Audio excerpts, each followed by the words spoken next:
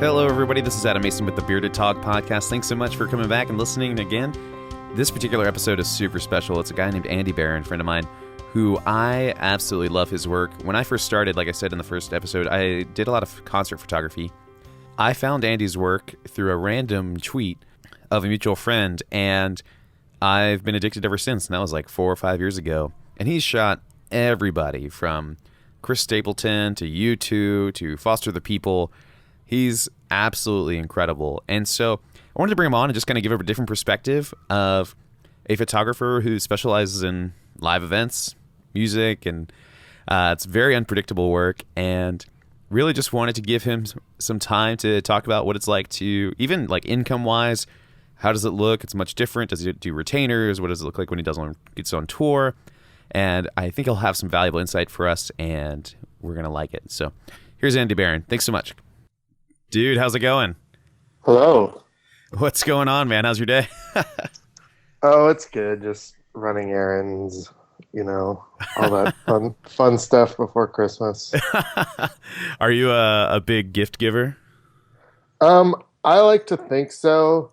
But this is the first time that I've really had to ship a lot of them since Getting married. Well, I'm already married. Oh yeah, since getting married, but even last year we had a lot of the family were with us, so we didn't really have to ship stuff. So now having to ship things is a whole nother ordeal. So, okay. And doing that without owning a car and dealing with the subways and all that is a whole nother thing. But it's all done now, thank God. That sounds absolutely incredible, especially in New York City. That's like that. There's probably like a medal that you'll receive at the end of the year for doing that. Unfortunately not. I think that's just normal. That's like a Wednesday here. That is awesome. Cool, dude. So thanks so much for being on. I really appreciate it. Yeah, no problem. And I'm just super excited. I found your work through Church on the Move, I think, actually. Okay. And it was such a funny turn of events, like probably like 3 or 4 years, whatever. I want to say the first year you shot them. Okay. And they posted a photo. And I was into concert photography at the time, and we've shot a few of the same bands, and they posted a photo, and I was like, oh my gosh, who took this image? And so I like tracked down who it was, and it was you, and I was like, all right, I'm following this guy, and have kind of continued to follow along with your story and your journey a little bit, just the past like 3 or 4 years. And so, yeah, but I'm super excited to have you on today because I kind of want to do your full-time concert photography, right? Yeah, it's I mean, I guess I would call it more like just like a music photographer. A lot of it is like concerts and stuff, and kind of other random things that pop up, like shooting at events at Church on the Move, like things like that. But yeah, for the most part, it's a lot of just music stuff. That is awesome. What did you work on this year? Tell me a little bit more about like what did this year look like? So this year, I work a lot with a guy named Chris Stapleton, country guy. He also has a large beard, but he's awesome. And this was my first dipping my toes into the world of country, which I had never really done before. But love working with Chris and the whole crew over there, and yeah, it's really cool. And then so that's been kind of like my main gig, I guess, and then little things here and there will pop up. Living in New York, things kind of just always will show up last minute and someone needs something. So yeah, I got to shoot Kanye West Yeezy Season 3 event he had for his like fashion line at Madison Square Garden earlier this year. Wow. I shot some stuff.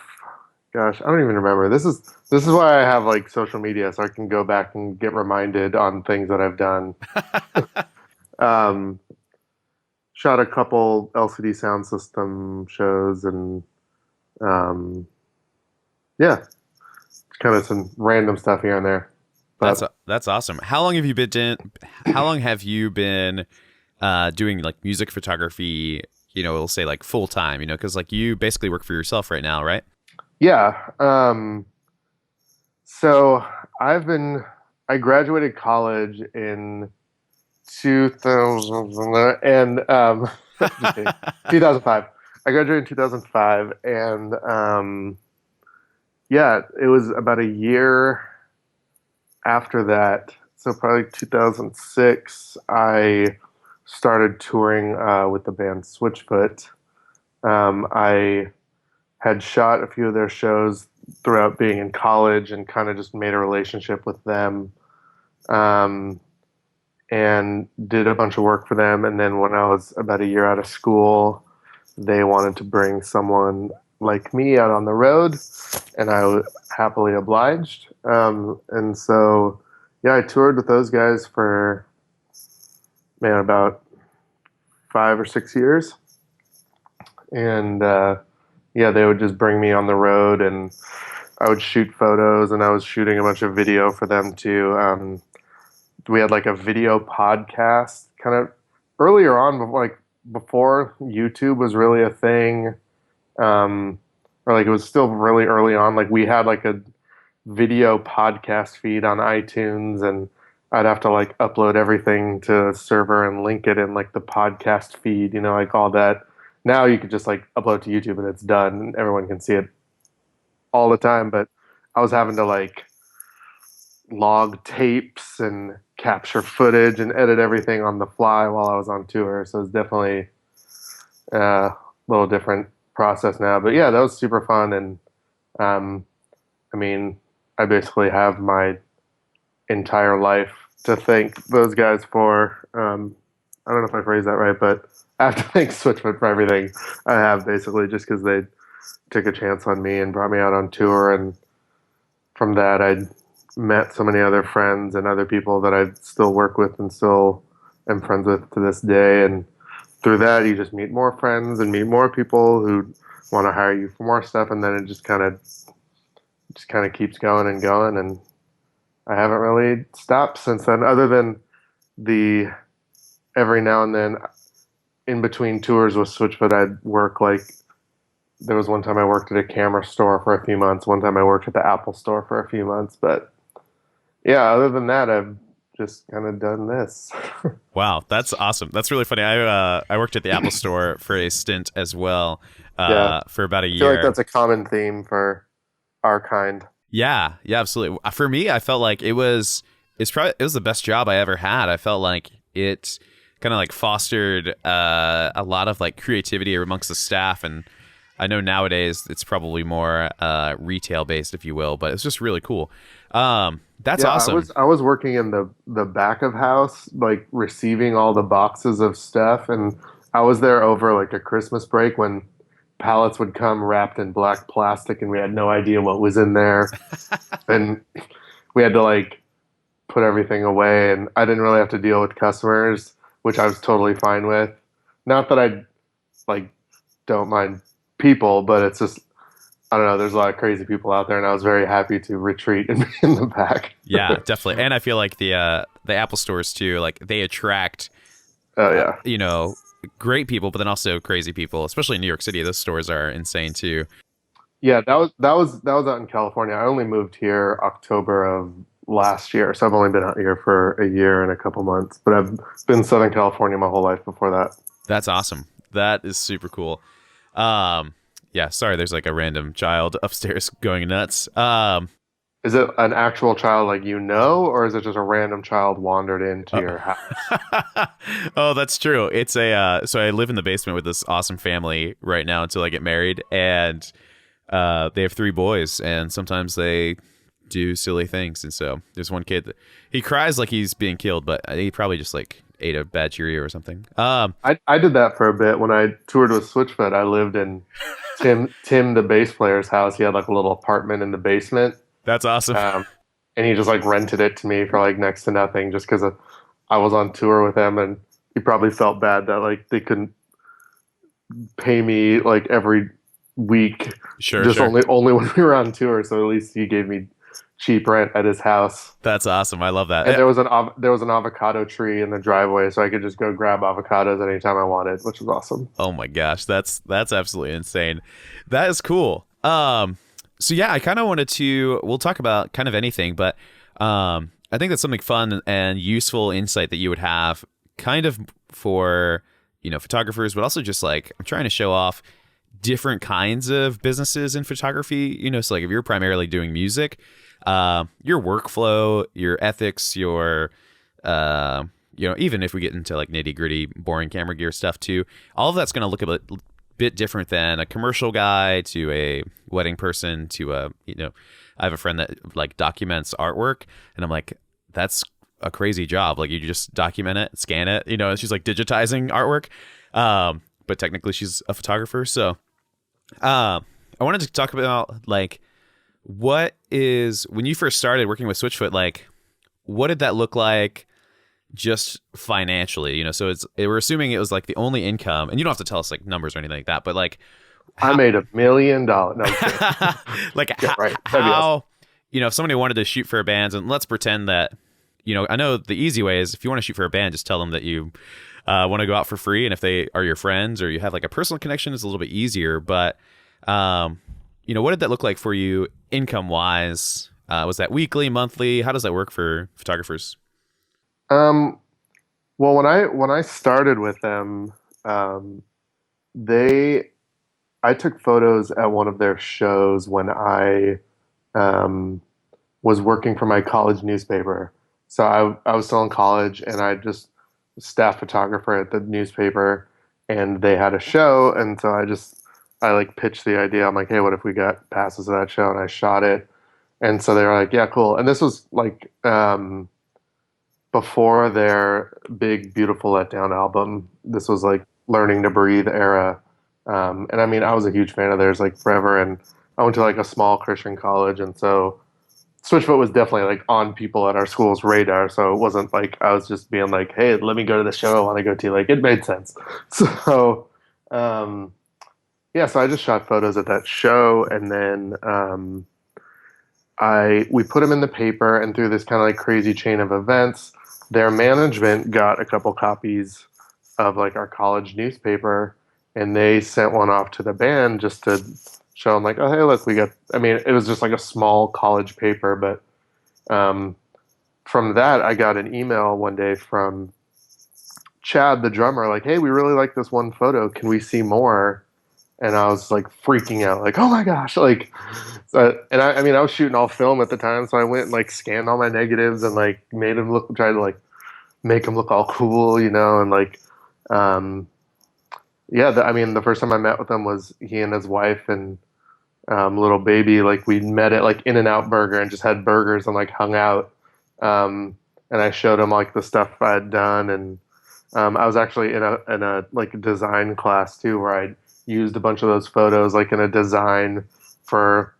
I knew they had the Beautiful Letdown album coming out, and I had actually like I forget how, but I like got a copy of it like really early or something, and so I made like album artwork for that because nothing else was out for it. So I'm like, oh, it won't like inform what I think, and um, so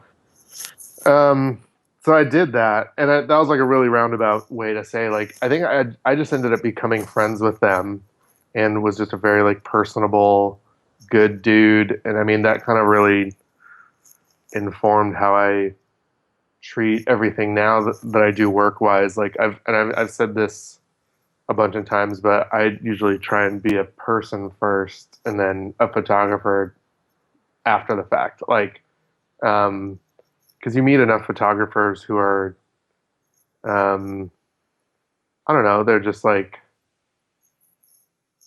I don't know, they're just kind of jerks, or they're like don't care about the actual people they're taking photos of, or they're more worried about like taking a selfie with their people that they work with or stuff like that. And I've always being on tour this kind of had to force you to be be a good hang for the other 23 hours that you're not doing your job during the show. I mean, yeah, you're shooting other stuff during the day, but like you have to spend life with these people and actually hang out with them, and especially if you're on tour, everyone's away from their families for the most part, and you kind of bond with each other on the road. So it's like, um, I've always had that mindset of, well, I'd rather be a person people actually would want to hang out with, and they're like, oh yeah, and you can take good photos too. Like that's cool.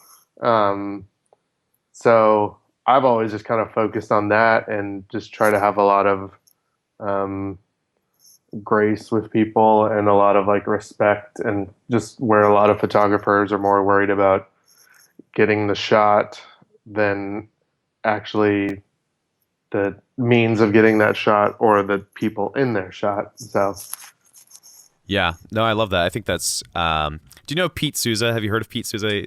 oh yeah. Yeah. I think like these things go hand in hand where like you need to be personable and have a like a relationship with your, let's call it your subject, if you will, for the situations where you're like living and staying with and being around.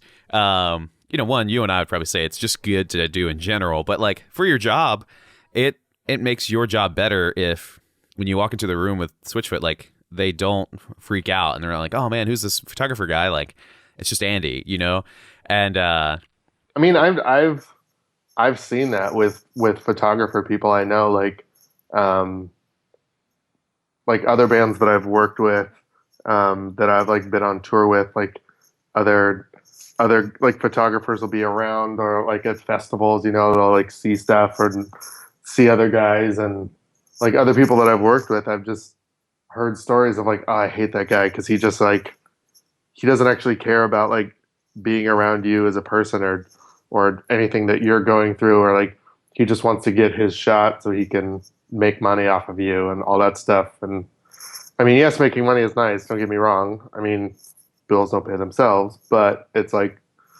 at what cost is it worth it to get a shot of someone? I mean, that's like paparazzi style, and it's like I'm sure there are nice paparazzi people too, but it's just like I think I try and have a little bit more respect for the people involved. right. And I didn't answer anything about the money thing, but I'm sure we'll get back to that. Yeah, yeah. So when I started with them with Switchfoot, I was just shooting just to shoot. Like, I was just stoked. Like, you guys want me to come shoot another show? I get to get in for free. Awesome. Like I was stoked. So I did that for a bit, and then, like I said, it was like about a year out of college. They asked me if I wanted to come on the road with them, and so for a lot of people, when you tour or work with bands as part of like their crew or whatever, it's some people do like a full salary thing because they want to keep you for everything that they do. They want to make sure you're available. And then some people will do like a weekly rate, or just, I mean, even just like a normal day rate sort of thing. But when I started out with Switchfoot, it was just kind of like a weekly rate. So, I mean, we'd be out for 2 or 3 weeks at a time. So it was always like, we'll pay you X amount per week. And I was like, cool.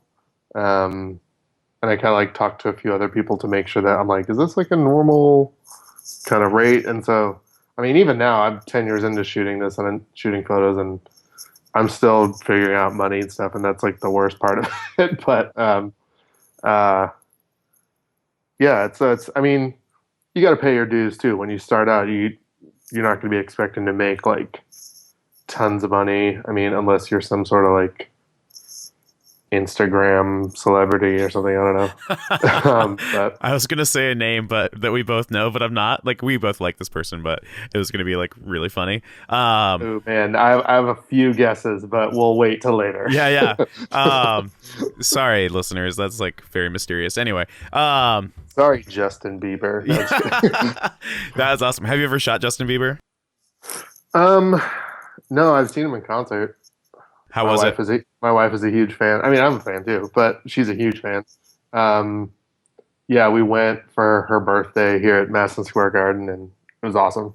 That is super cool.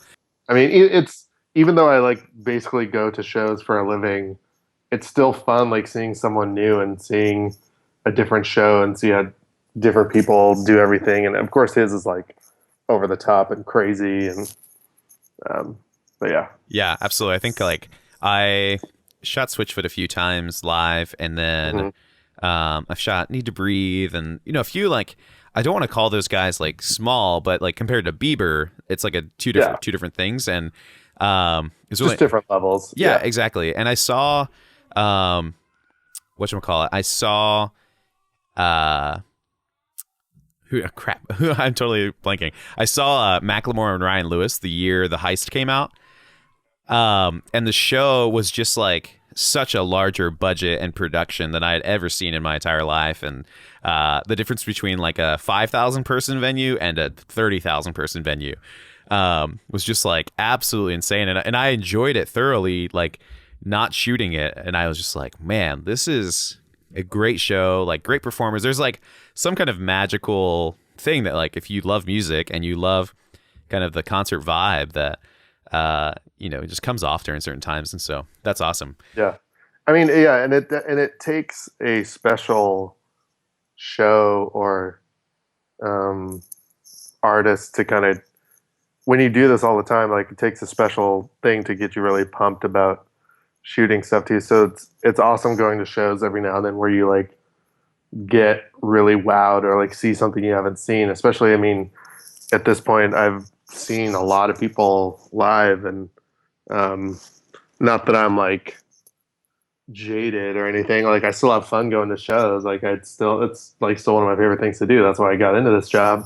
Um, but when you go to a show and it's you can tell that it's like something special. That's like it's really fun. Yeah, absolutely. What was so I know that you were with Foster the People for a while. Hmm. Tell me what that was like, and then that was your longest like stint, would you say? Well, no, I guess Switchfoot would have been a while. Yeah, I mean, with Switchfoot, it was like my longest thing to date. Um, but yeah, I mean, I was still with Foster for gosh, 4 years or so. Um, yeah, it was kind of right when I was there the first day that they had a tour bus, um, and then yeah, I was with them through the whole first record and their whole second record. But yeah, I love those guys. How does that work? Like, how does like especially you were there early, but we know that like Pumped Up Kicks came out, and Mhm. like tell me a little bit more about that. Like, how did things change? And I know you went on like the world tour with them, so tell me more about that. Oh man, where to begin? I mean, yeah, the two guys who were managing them at the time. I went to college with them, just been buddies for a while, and I mean, I saw them. There's this little venue in LA called Silver Lake Lounge that holds like 50 people at most, and there was maybe 10 people in there. And my buddy, who was managing them at the time, I lived right down the street from that venue. He texted me and he's like, "Are you home?" Because at that point I was touring around with Switchfoot, and he's like, "Are you home?" And I'm like, "Yeah." And he's like, "Come down to Silver Lake Lounge. I want you to see this band that I'm starting to work with." And I was like, "All right." It's like I went down there and he's back like running sound. It was like barely anyone in there. I think they were just doing this show just to uh, like play for a few label people and stuff. And um, they were playing and they go into Pumped Up Kicks, and he leans over to me and he's like, "The song's gonna be massive." I'm like, "What?" He's like, "Just trust me, the song's gonna be huge." And he just knew, like he heard the song and he's like, "The song's gonna be massive," and it ended up being really massive.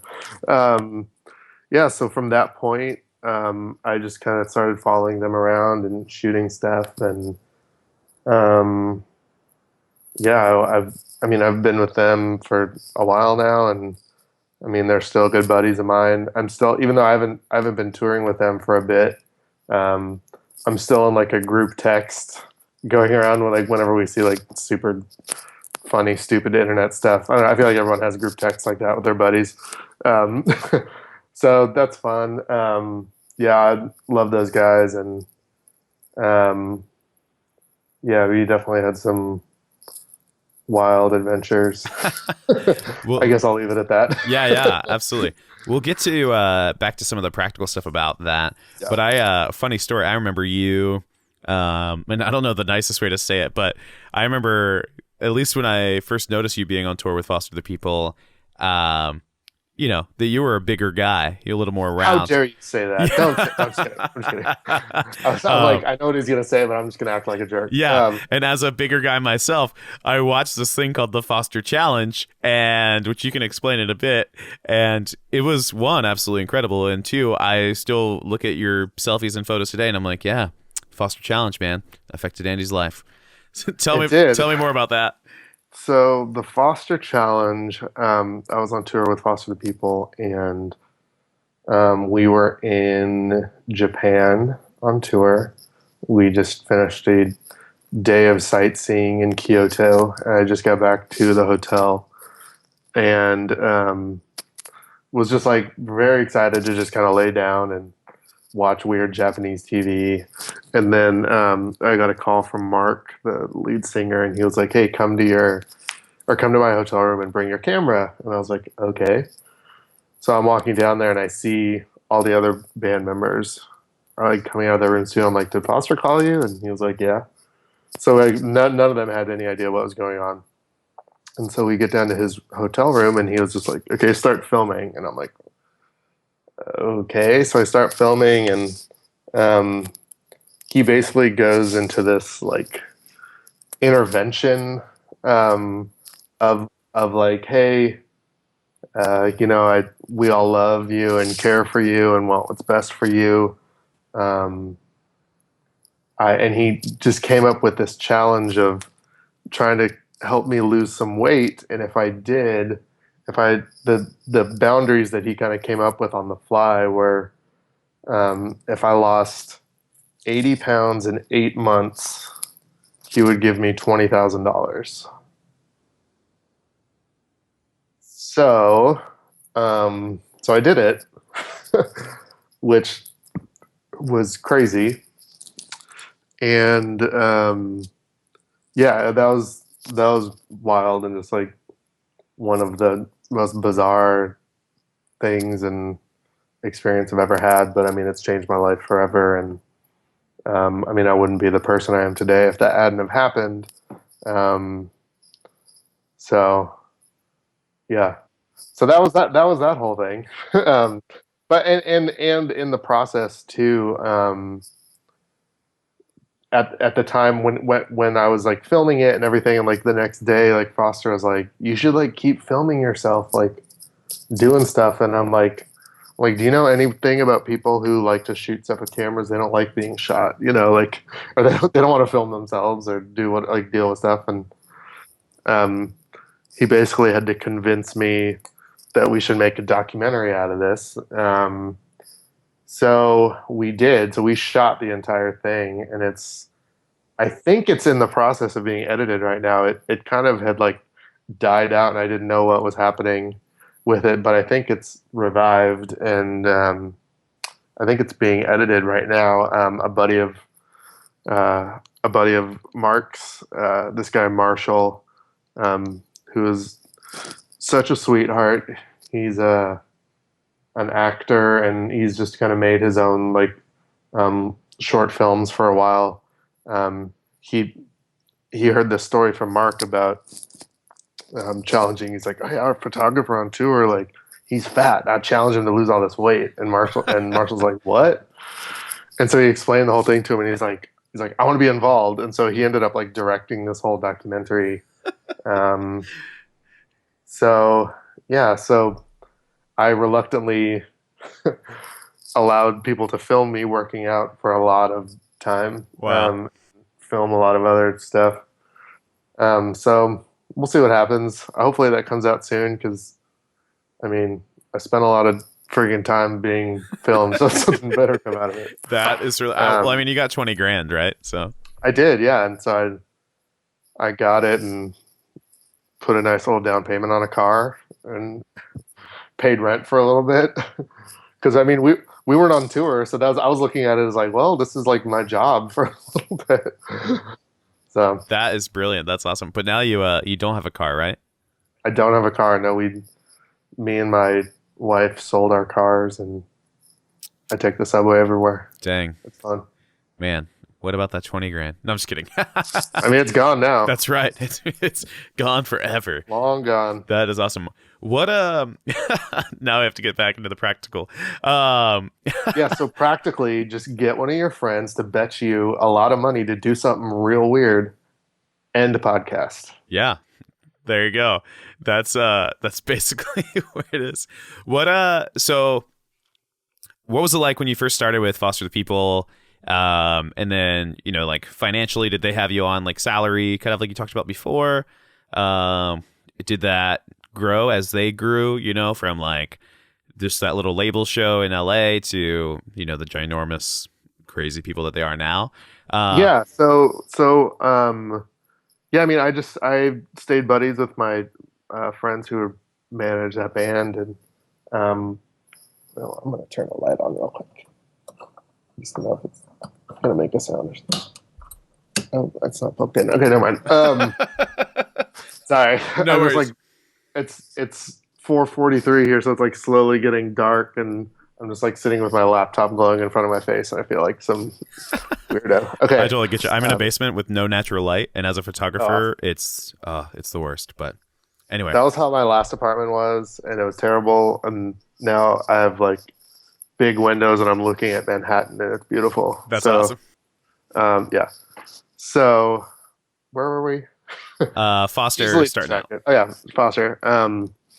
So when I started up with them, they brought me out to just kind of do the same thing I was doing. The two guys who managed them, I had just known for a while, and they had known that I'd worked with Switchfoot and kind of done stuff with them.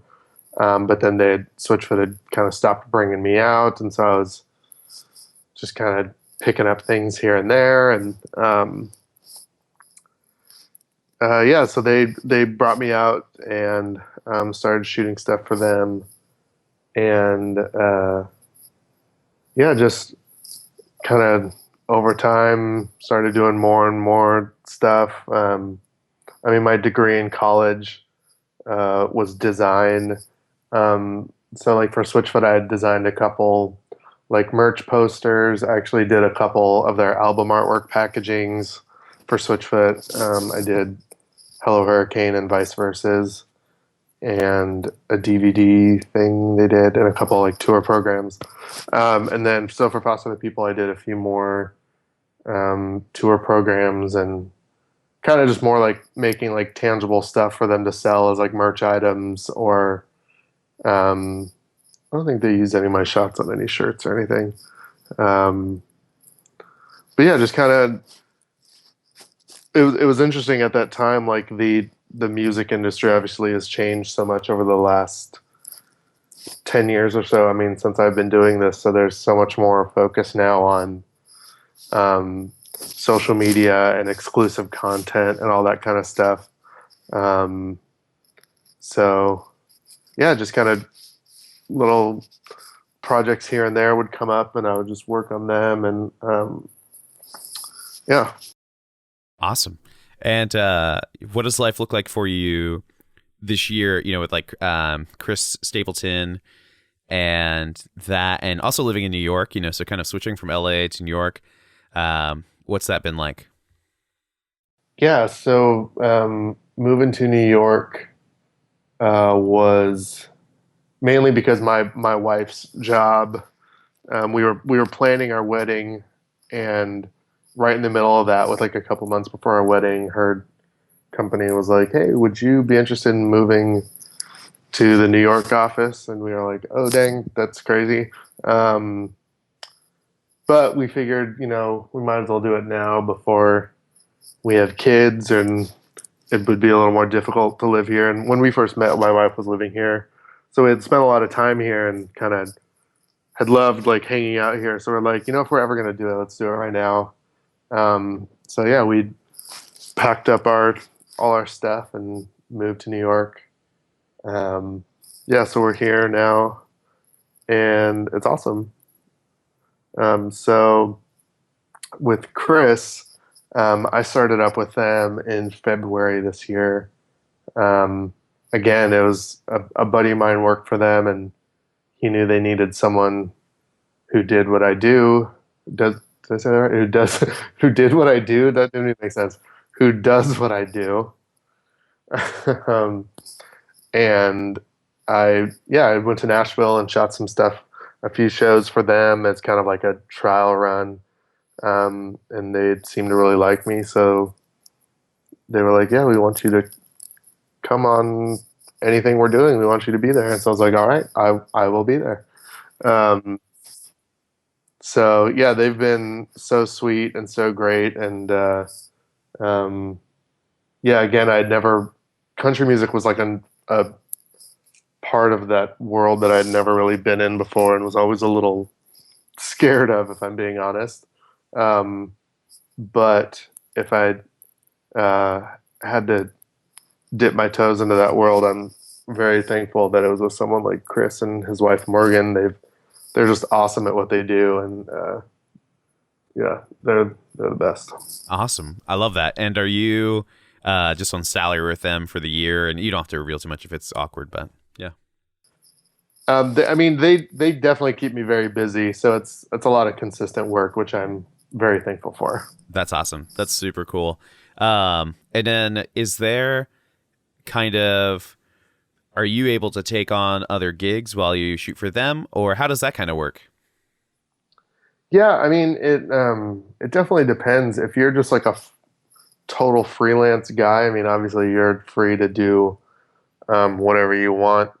Um, but like, especially in like the touring music world, some people will hire people kind of like full time, just so like if they have anything going on, you're there, and then if you need to like supplement that with other things, as long as it's not kind of interfering, um, then you're free to kind of do whatever.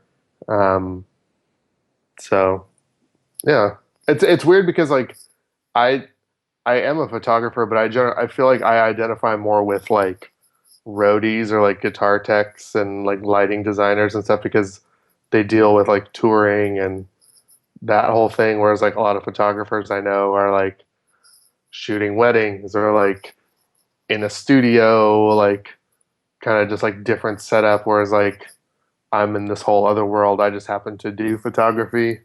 Um, yeah, so it's definitely different than I think maybe a lot of photographers out there who listen to this are doing. But I mean, I guess that's why it's cool, because it's different. Yeah, absolutely. I know.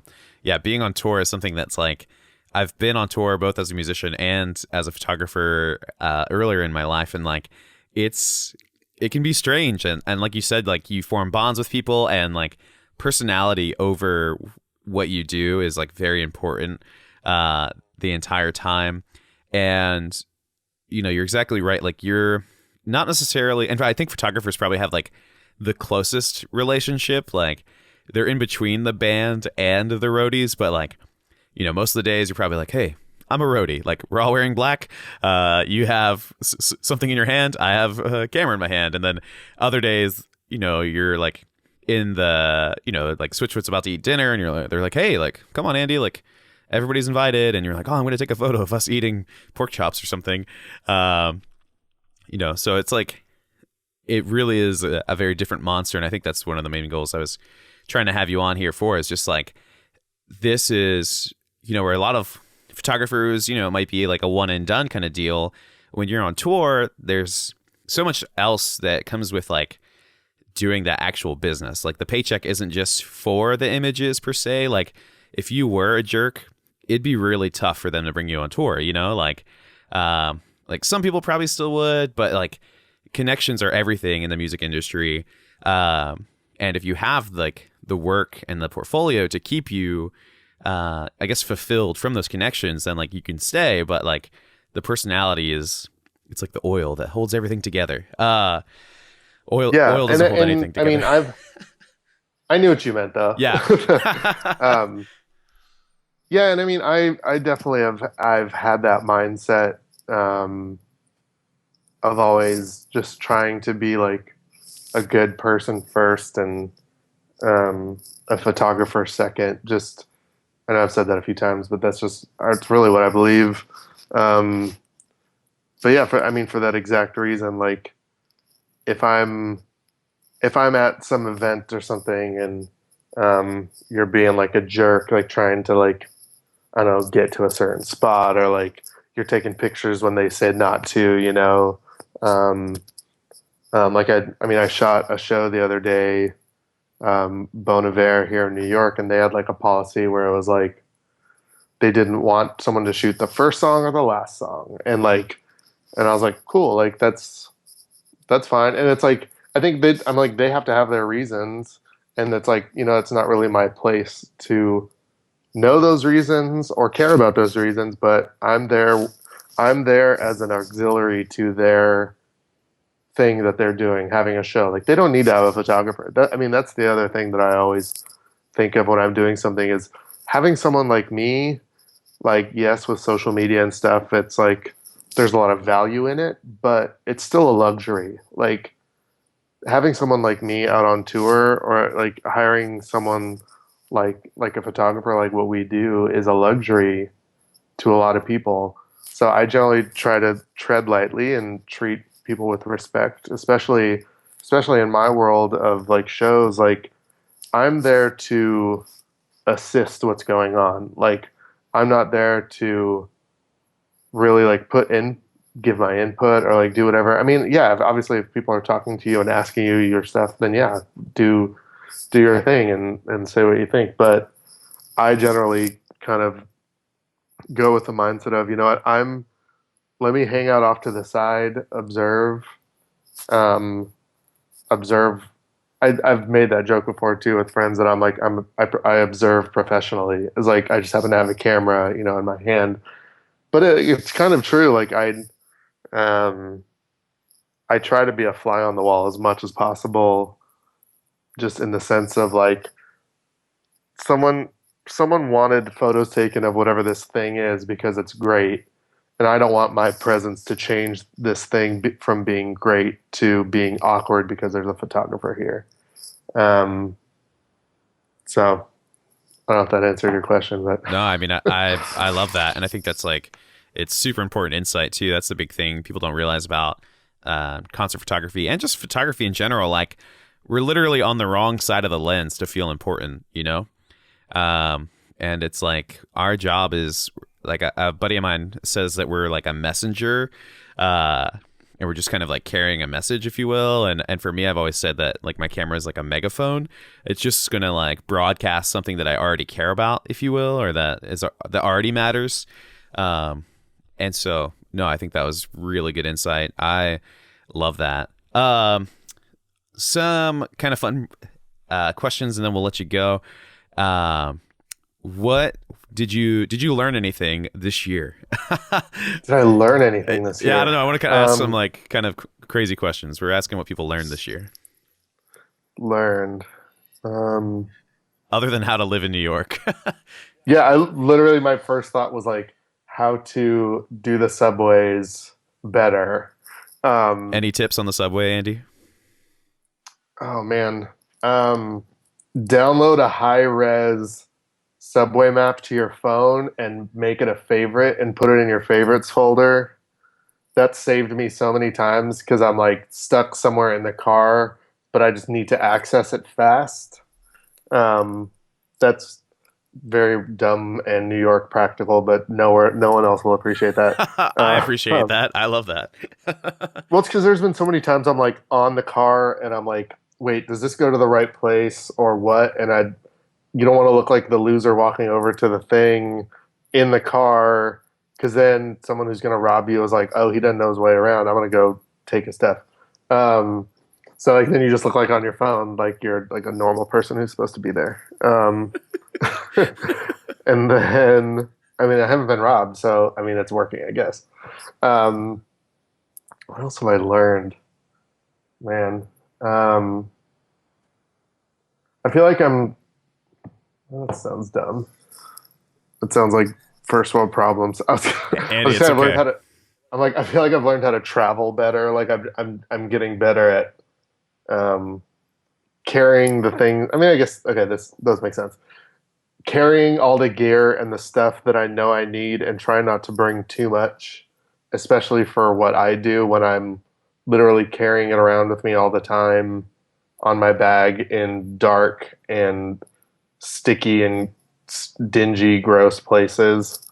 Um, and kind of having a routine with stuff, kind of always packing the same things. And I do generally wear a lot of black. I know that's shocker, but and to the dismay of my wife, because she's always like, "You look so nice in plaid shirts." But um, I mean, just for like ease and peace of mind for like packing and traveling, and um, yeah, we moved and we're closer to the airport, so that's nice. That's awesome. You know, Which airport are you guys close to? we're closer to LaGuardia. We just moved to Queens. Okay. Um, so Awesome, man. yeah, Trying to think of something cool. What are you excited about for 2017? Anything you can tell us? 2017, man. Yeah, I mean, I'm still doing a lot of stuff with Chris. So I have no idea what that will entail yet, but I'm sure there'll be some stuff that keeps me busy. Man, I'm excited for the Clippers to go deep into the playoffs this year.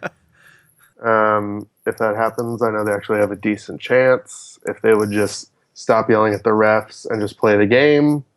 Um,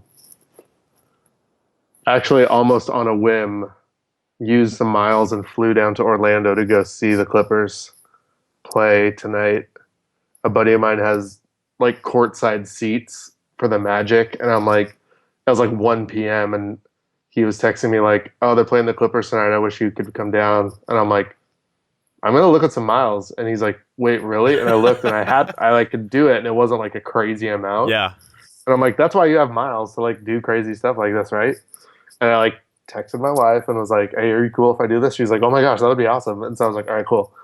But he had already given the ticket to someone else at that point, which is totally understandable. Yeah. But Awesome. man, what else? Um, I mean, one thing I learned too is I've never really been the type of guy to like shoot on a ton of different cameras or like tons of different types of gear. I usually just kind of have what I have and work within that. I mean, generally that's kind of how I work best is I feel like a lot of people will want to just have like the world be like, I want to do everything and like shoot with like no limits and everything. And I'm like, I'm the total opposite. And I'm like, give me boundaries, give me, okay, you have to shoot this and with this way, with this lighting, with this. And I'll try to do the best within that, so I think that's why concert stuff has made so much sense to me because it's like, okay, you're shooting this band, these are the lights, this is what you have to work with. Go have fun, do the best you can. Um, and so I like gear wise, I've never really been one to like buy a ton of stuff or try a ton of different gear, but I've kind of branched out and tried to like shoot with a few more different kind of cameras just to see if it like brings out any different stuff and um, so for me that's been kind of fun. I've been learning to kind of try more stuff. I mean I've been an old man in training for a long time, being curmudgeonly and boring and set in his ways.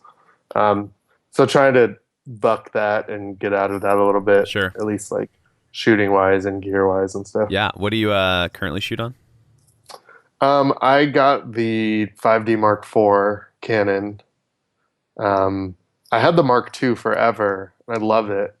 I mean, I still have it, and everyone I know is like, Mark III is the best. Oh my gosh! And I was like, but this one still works. I still really like it. So I just never got the Mark III. And I mean, I knew it well. I was getting stuff that I wanted. And I was like, okay, until this breaks, I'm gonna I'm gonna just keep working with it. And so it was just kind of towards the end, right before I got the Mark IV, is that I kind of saw a little bit of the like image quality go down a little bit. But I think it was just from like use. Like it wasn't anything other than I just use it a ton. Like when I'm on tour, I'm shooting so much, and I mean that just adds up. And so the day the Mark IV went on sale, I was like, all right, I'm just gonna do it. So I just bought it. That's awesome. I love that. Awesome, man. Dude, thanks so much for being on, Andy. It's so fun to get to know you and hear more of your story. Where would you love for people to go? I'm assuming Twitter or Instagram, but where would you love for people to go and just like encourage you and see your cool stuff? Oh man, well, I mean, they don't have to encourage me. They can just leave like stupid emojis on photos. That's just as much encouragement as anything. We're into that. That's okay, cool. Yeah, I mean, on everywhere, I'm just Andy Barron, my name. Awesome. Yeah, I didn't have to go with like the Andy Barron or official Andy Barron or anything. I got in early. That's awesome. Although there is another photographer named Andy Barron who shoots for the Reno Gazette newspaper. And the only reason I know that is because every year around Burning Man, he shoots Burning Man. And every year without fail, I probably get 10 to 20 emails of, hey, you shot my photo at Burning Man. I didn't give you permission. Or, hey, you shot my photo at Burning Man. Can I see the photos? Every year. No, without fail. That is awesome. Dude, thanks so much, man. That's a hilarious story. And I'll link everything, all the Twitter and Instagram in the show notes. So thanks so much, man. Awesome. Dude, thanks so much for having me. Man, that was awesome. I absolutely love that guy. He's just so cool and down to earth, and he's really hilarious outside of how talented the guy is. So just a good story of a guy that hustled, who volunteered and was in the right place at the right time, and had the talent to meet the connection. Something I always say is that it's okay to have connections. The point is if you get hired twice, and so Andy went on tour with these bands for a long time. So that's like a really good staple, pun intended, of just how you can kind of step into the gap where you're needed, and then if you are good enough and have the talent, skills, personality to stay, then it'll reap rewards for you. And so Andy's kind of method of people first, I just love that. That's what I do in all of my photography, and he's just to apply it to music photography when it's literally somebody on stage and like an idol kind of deal. I love that. So it's awesome. And I think it comes out in his images. Go check out his work. Thank you so much for listening to the Bearded Talk podcast. Have a great day.